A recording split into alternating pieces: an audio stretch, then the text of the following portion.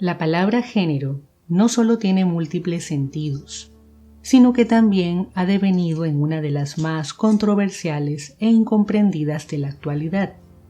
El Kybalión mismo, hace más de 100 años, tuvo que empezar por explicar qué significa y qué no significa género, así como también aclarar lo que implica un principio universal llamado género, que constituye el 7º principio hermético.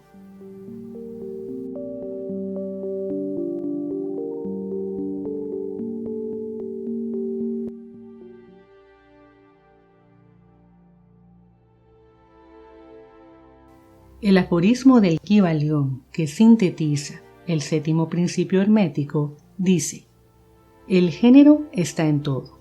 Todo tiene sus principios masculino y femenino. El género se manifiesta en todos los planos. Recordemos que cuando el Kybalión habla de planos, se refiere a los planos de la existencia. Esto significa que el género está presente no solo en el plano físico, sino también en el plano mental, ya que la palabra género no es sinónimo de sexo en personas o animales, sino que se refiere a la capacidad de generación o producción que existe en todo.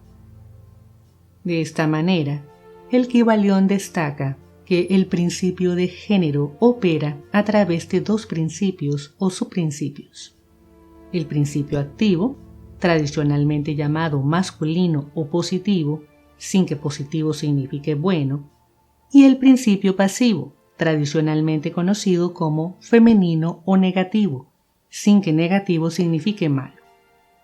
El principio activo es la energía impulsora que hace posible que el principio pasivo logre generar nuevas manifestaciones.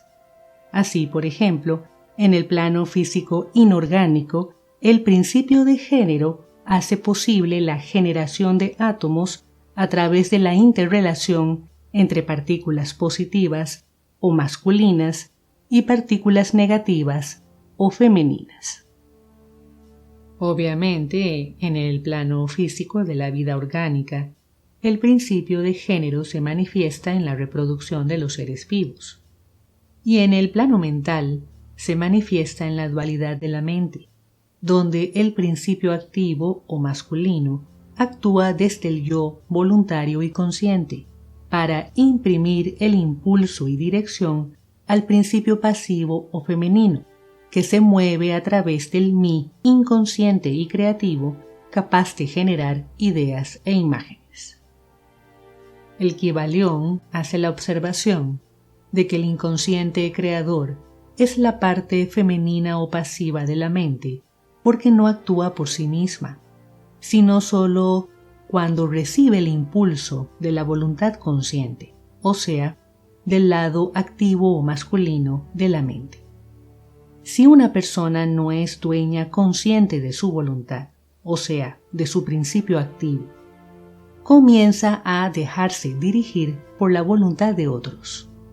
Entonces es fundamental que las personas sepan ser conscientes de su voluntad, para ser ellas quienes dirijan la constante generación de ideas que provienen de su inconsciente, y no que sean otros quienes las controlen o impulsen.